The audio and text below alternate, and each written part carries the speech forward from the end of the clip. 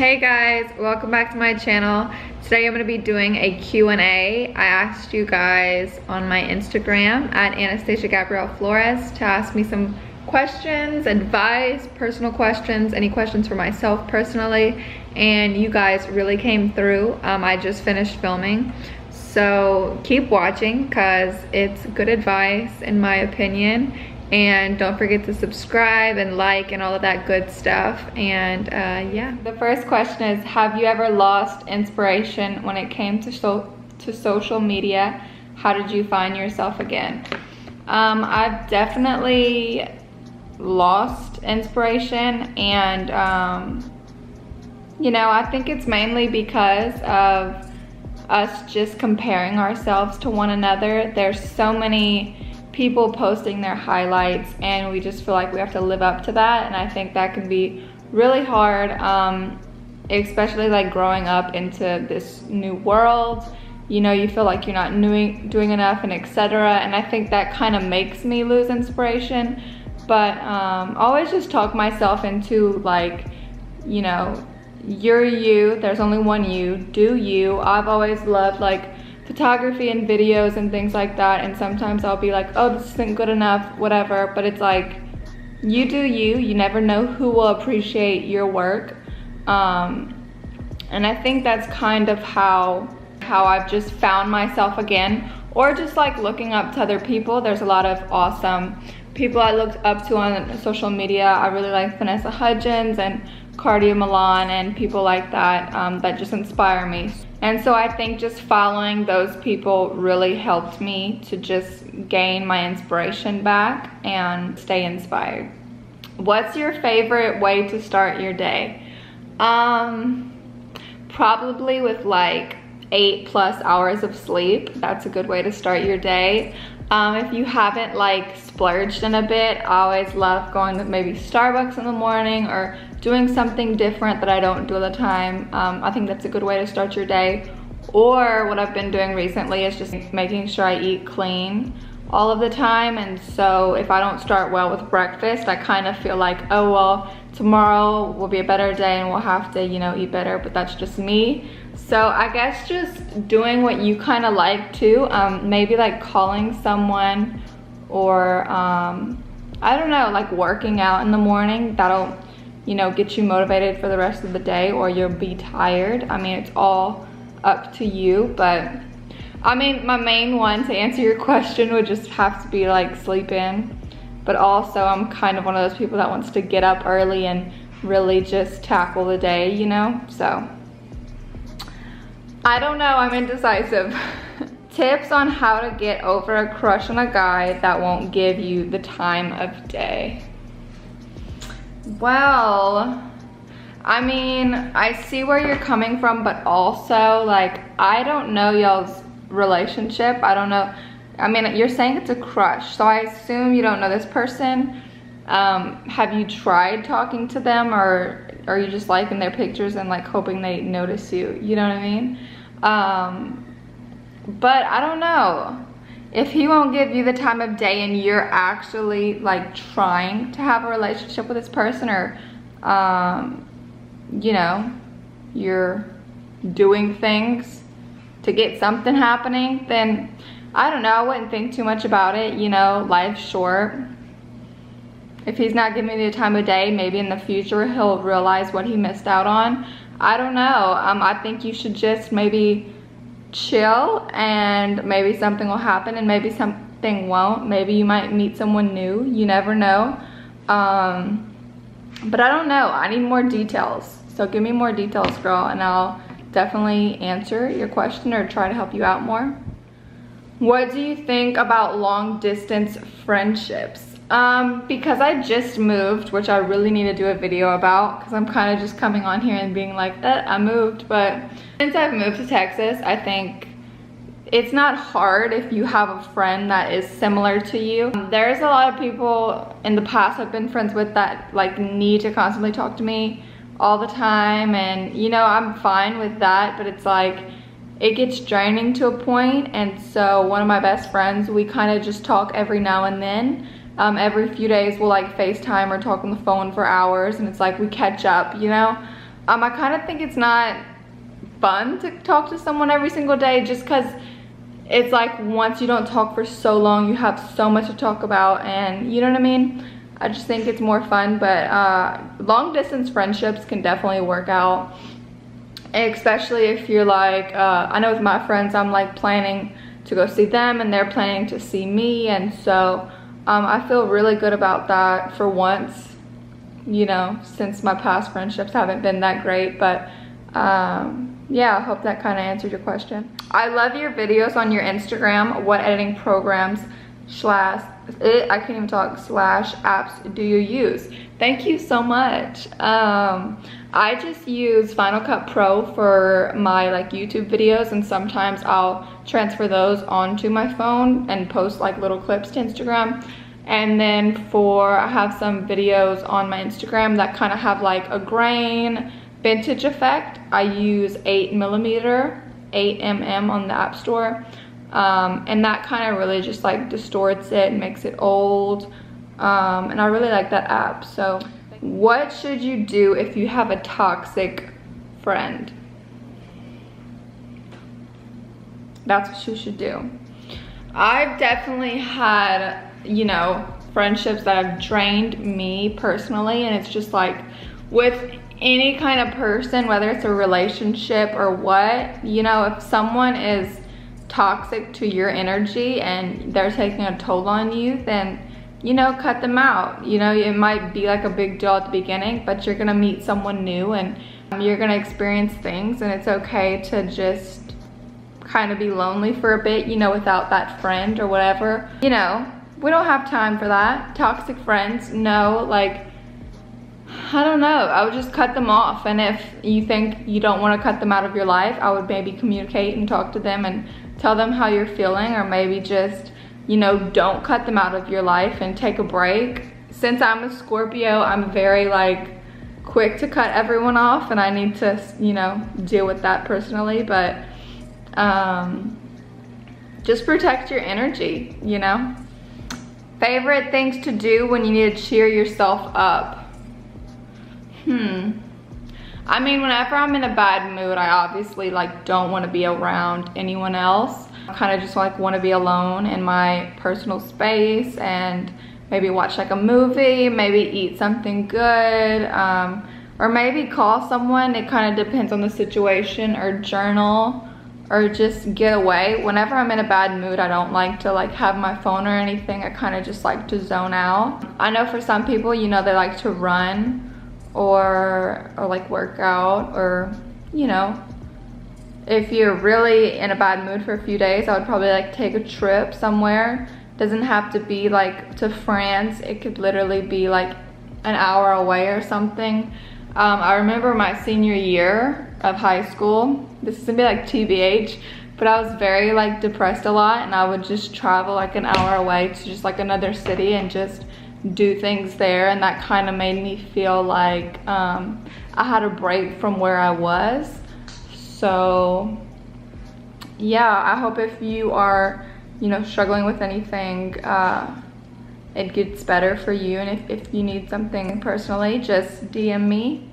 What's your go-to skin product? Your skin is perfect. I don't know if you can tell, but my skin is definitely not perfect. But I mean, thank you for saying that and being kind.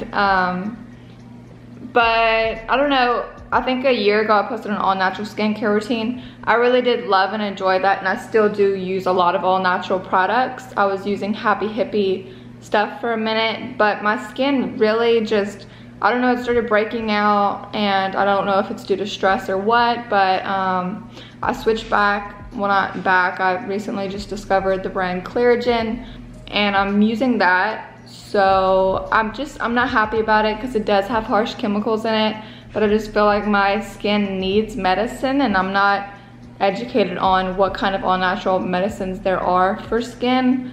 So I'm still working on that. But yeah, I hope that answered your question. Let me see. Oh, I still do have questions. Thank you so much to everyone that asked. This is insane. Like, it's fun. It's nice to, you know, be able to talk to people. This is what I want to do. This is why I created a YouTube channel. What inspires your sense of style? I don't know. I mean, lately I've been very comfortable not really caring. I wear my hair in a bun like literally all of the time, and it's just not good. But I really do love Farron on Instagram. Selena Gomez, I really like her style. Cardi Milan, I like her style. Anyone that's different, I really like their style, and I think that kind of inspires me to kind of get out there. I haven't really showed that on my Instagram too much though, because I normally just like don't show my outfit. Not that I mean to, it just like doesn't happen. So I guess I want to do more of that too, showing my style and stuff like that. So the next question is, how did you get started on YouTube? I've actually been on YouTube for a year now, which is crazy, but I had moved to Puerto Rico when I graduated from high school. I guess I was not bored, but I was just ready to do the things that I couldn't do in high school. And I was really bullied throughout high school, you know, it was pretty tough, and I've always wanted to start a YouTube channel. And I remember telling my friends like my junior year, like, hey, I want to start, and I just didn't, you know, I wasn't very confident then. But anyways, I started, and I'm happy I did. And I've had a lot of people message me like, hey, I want to start, but I'm nervous. And it's like, okay, the best thing you can do is just start. I think that first video you're so nervous for, because like everyone's gonna see it, and you feel like they're just gonna like judge you off of maybe that one video. But it's also like a growth thing. Like now that I look back at that first video, I'm like, wow, I've really grown since then. And you can look back at your progress. And you know, my best advice is just don't overthink, just start. And that's kind of how I started. I just did, and here I am, and I've posted a video like every single month, but at least I did, right? But one of my goals is actually to start being consistent and posting regularly, so hopefully I do that. What's your biggest motivation each day? I keep making the same face after everything, probably. Sometimes I can't control my face. Someone told me I'm an open book, and I was like, ever since then, I'm like, fuck. What's your biggest motivation each day? I'm not sure, you know? I just thought of materialistic things for a second, but that's not like the biggest goal, you know? Our goal is to like have a house and have money. That's why we go to college and etc. But I think, you know, the biggest motivation for most people, and at least me, is just, you know, to inspire, and one day I would like to adopt and things like that, and that kind of motivates me to just like be a better person. And what's the best place you've ever traveled to? I was actually talking to my grandfather yesterday, and he was like, I don't know why I'm bringing this up, but he was like, traveling's stupid because you pay for the flights and stuff and you get nothing. And I was like, he's probably not gonna watch this, so it's fine. But it's like, from each trip I've gained something spiritually. Like you meet people, you experience something, you see something, you grow, etc. It opens something up in your mind, you're inspired. You might see something and it might make you like go on a whole different path of life, and I think that's pretty awesome. But here I go again, I cannot talk about one thing, but like, in saying that, the best place I've traveled to is just like everywhere, because I've gained something from it. But if you're talking about like most beautiful, I mean, all of them are beautiful like in their own ways, you know. I really liked Colorado because I like the cold. I really do love Puerto Rico. Before it hit, it was insanely beautiful, the Hurricane Maria. The Bahamas was beautiful, I'd love to go again. It's just like there's so many beautiful places. I love the city too. I love New York. I love Los Angeles. But yeah, there's just so many places to see. Wherever you feel called to go. If like, I really want to go to Australia, like badly. And it's like, wherever you feel called to go, go. Because maybe, you know, your higher self or your whatever you believe in is like telling you to go you might meet someone, etc. I don't know. Anyways, hope that answered that. What do you do when you feel down and unmotivated?